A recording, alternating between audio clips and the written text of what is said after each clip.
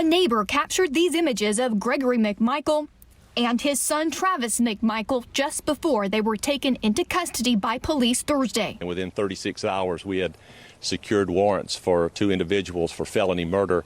I think that speaks volumes for itself, and that the probable cause was clear to our agents pretty quickly. They were arrested and charged in the slaying of 25-year-old AHMAUD Arbery and appeared in court for the first time Friday afternoon, both charged with felony murder and aggravated assault. Arbery's sister Jasmine told CNN the arrest was welcome news. As of today, we feel a sense of relief. This has been a long run. It's been a long time. The arrest comes as a stunning turn of events in a case that has been ongoing for more than 2 months, passing through 4 different investigative agencies. It was the release of this now viral video Tuesday that thrust the case into the national spotlight. Do you think any of the media reports influenced the arrest in your investigation? Not at all? No, I promise they didn't. The video shows Arbery jogging along a road in the city of Brunswick, Georgia, before being confronted by the McMichaels, both armed with guns. Arbery is shot 3 times before he tries to get away and collapses. It was extremely upsetting. I said a moment ago, it's extremely concerning and upsetting, and it's on a human level, it's troubling. The McMichaels told police they thought Arbery was a burglary suspect. As for the man behind the video, William Roddy Bryan, he is alleged to have helped the McMichaels chase down Arbery. He has not been charged so far. We're continuing to look at all the evidence. They're continuing to do things that haven't been done yet, and we'll plan on doing that the rest of the time it takes before they make some decision or conclusion whether or not probable cause exists to arrest anyone else. All right, let's bring everyone back in and talk about this, because now we've had just about exactly 24 hours to kind of take this all in, figure out where we are, where we're going. Chanley, though, let's begin with the court appearance today. What do we know about what happened? Well, we know that the McMichaels, both Travis and Gregory, appeared for their first appearance in front of the Glynn County magistrate judge. At that time, they were read the charges against them, but no bond was set, so they remain incarcerated at this time. In fact, no hearing date was set for them to appear in front of the Glynn County Superior Court judge, who will actually consider bond for both of these suspects in the alleged felony murder now and aggravated assault for AHMAUD Arbery. All right, let's, Julie Grant, let me start with you. We've got a felony murder charge here, which in Georgia is the same as the highest murder charge you could have, which is malice murder. Same potential penalty, life in prison, no parole. As we've had 24 hours here, and now we've taken step 1 towards a trial in this case. What are you thinking about tonight, Julie? Right. Well, I'm thinking about the grand jury presentment, Vinny, and what's going to be coming next. Because you see, today with that press conference, we really didn't learn many more details. We essentially learned that once GBI got involved, they acted very swiftly. And thank goodness for that. I mean, when they got the case, it was about a 36-hour window from the time they were asked to step in and investigate AHMAUD Arbery's death, and then from the time that they arrested Gregory and Travis McMichael. So they acted swiftly, but they really, you could tell there were a lot of reporter questions, certainly asking them about, whether or not this was properly handled prior to them, and they wouldn't touch it, which was very smart, because that's not their job to go backwards. Their job is to go forward and make sure that justice is served. And according to them, it has been. So I'm looking forward to what the DA will be presenting to this grand jury, and if this could possibly become a capital case, Vinny. We know just because these are the charges right now that have been filed, this can turn out a little differently at the end of the day, depending on whether that grand jury issues a true bill for something different in the state, and if the district attorney, who's a special prosecutor now, decides to pursue this as a capital case. Who knows? A lot remains unanswered. Ted, when I look at these cases, and this case, there's always that angst when there's been no arrest. Then the arrest happens, but that's just step 1. So many things can happen between the arrest and when a jury comes back, if we go to trial and a jury comes back and speaks. And this is going to be an absolute roller coaster ride, I think, of emotion and public sentiment swaying all over the place based upon what comes out and how this whole thing plays out in public and inside the courtroom. And what the defense is, what are they going to say was their reasoning for being there, armed and ready to go to make this citizen's arrest or whatever they were doing. Hunting is what they look like they were doing. But yeah, that is going to re-invoke outrage when the public realizes what the defense is. And, we've been through this many times, and this is going to play out on court TV. We'll have this trial, and it is going to be fascinating because you're going to have a local jury. You're going to have people that absolutely will believe the defense, whatever it is that comes out. And but to your point, the powder keg has been squashed a little bit right now. This was going to explode. GBI comes in. Yeah, they figured out probable cause after about 2 seconds or maybe 30 seconds, meaning they played the video and said, boom. Should have been done originally. It wasn't, but it has been done.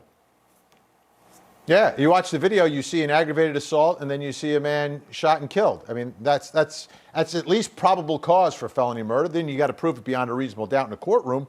All right.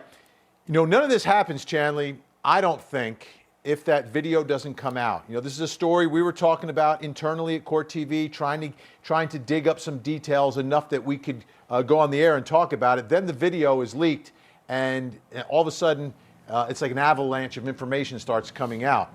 Who leaked the video? What do we know about that person? Yeah, it was a local defense attorney for 40 years there in Brunswick, Georgia. We have Alan Tucker. He released a statement yesterday and another one today about, yes, he was the one who leaked this video on Tuesday. And he didn't say exactly how he obtained the video, but he did clarify he's not representing any of the McMichaels or anyone involved in this case. But he wanted to release it because he says that there were a lot of false narratives, rumors, speculation surrounding what actually happened, and he wanted to, quote, help his community because it was being ripped apart by erroneous accusations and assumptions. So that was his reasoning, and that's the guy right there on the screen who leaked the video.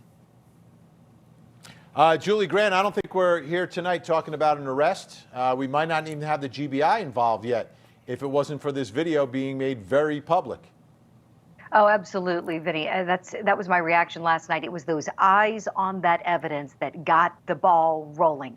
And thank goodness for that. Thank goodness that another day didn't pass from that February 23rd date in which, AHMAUD Arbery was shot to death in broad daylight while jogging.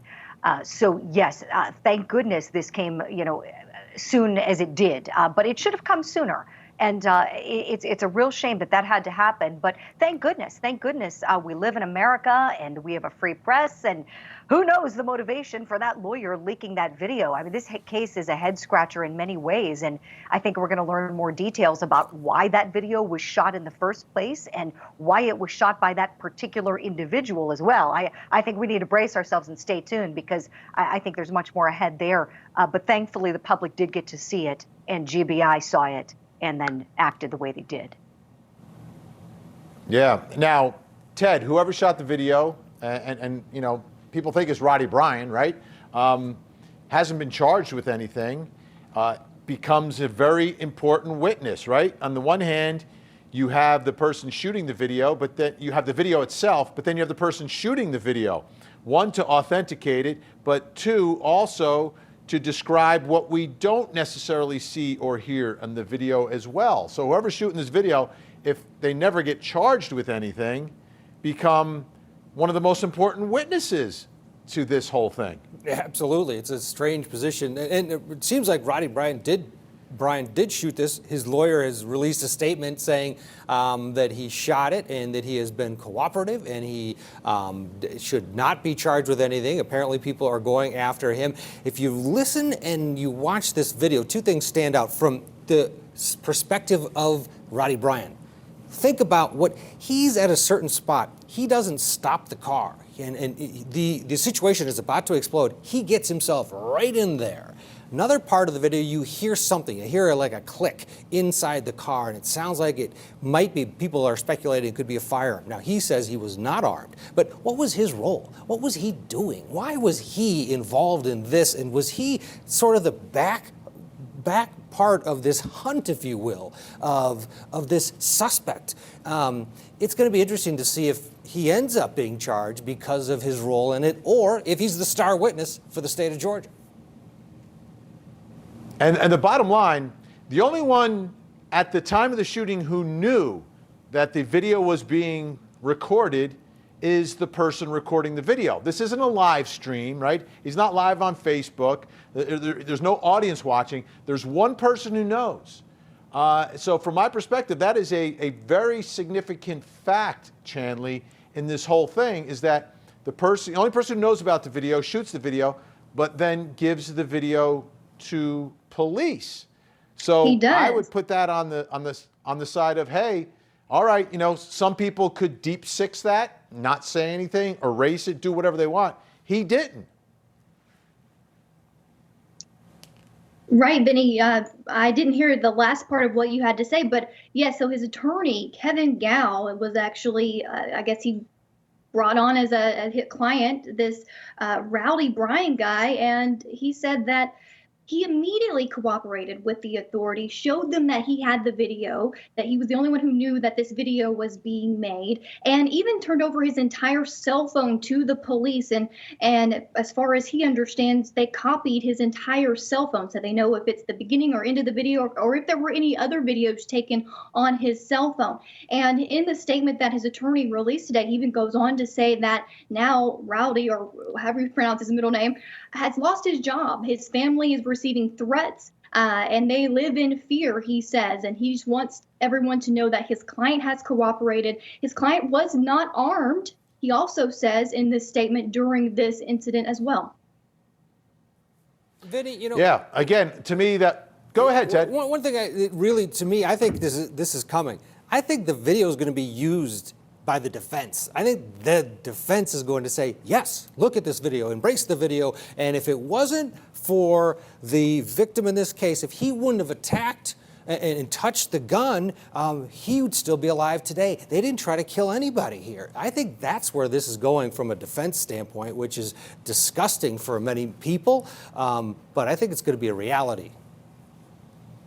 And you make a great point, Ted, because when you watch the video, the one moment that you don't actually see is the initial confrontation between Travis McMichael with the shotgun and AHMAUD Arbery with, running around the truck. Because at that point, they run around the truck, and the shooter then goes from one side of the road to the other side of the road in front of the truck, and they're both out of sight for that split second just before the gun is fired for the first time. So significant stuff. All right.